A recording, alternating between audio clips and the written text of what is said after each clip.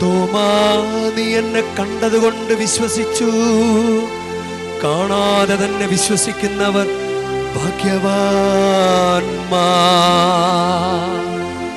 Hallelujah, hallelujah, hallelujah.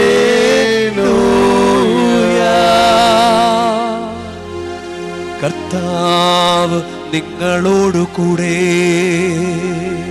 അങ്ങയും ആത്മാവോടും കൂടി. യോഹന്നാന്റെ വിശുദ്ധ സുവിശേഷത്തിൽ നിന്നുള്ള വായന. കർത്താവേ, അങ്ങേക്ക് മഹത്വം. 12 പേരിൽ ഒരുവനും ദിദിമോസ് എന്ന് വിളിക്കപ്പെടുന്നവനുമായ തോമസ് യേശു വന്നപ്പോൾ അവരോട് കൂടെ ഉണ്ടായിരുന്നില്ല. അതുകൊണ്ട് മറ്റു ശിഷ്യന്മാർ അവനോട് പറഞ്ഞു, ഞങ്ങൾ കർത്താവിനെ കണ്ടു. എന്നാൽ അവൻ പറഞ്ഞു, അവൻ്റെ കൈകളിൽ ആണികളുടെ പഴുതുകൾ ഞാൻ കാണുകയും അവയിൽ എൻ്റെ വിരലിടുകയും അവൻ്റെ പാർശ്വത്തിൽ എൻ്റെ കൈ വയ്ക്കുകയും ചെയ്തല്ലാതെ ഞാൻ വിശ്വസിക്കുകയില്ല.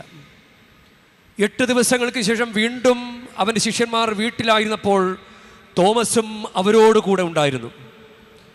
വാതിലുകൾ അടച്ചിരുന്നു. യേശു വന്ന് അവരുടെ മധ്യത്തിൽ നിന്നുകൊണ്ട് പറഞ്ഞു, നിങ്ങൾക്ക് സമാധാനം.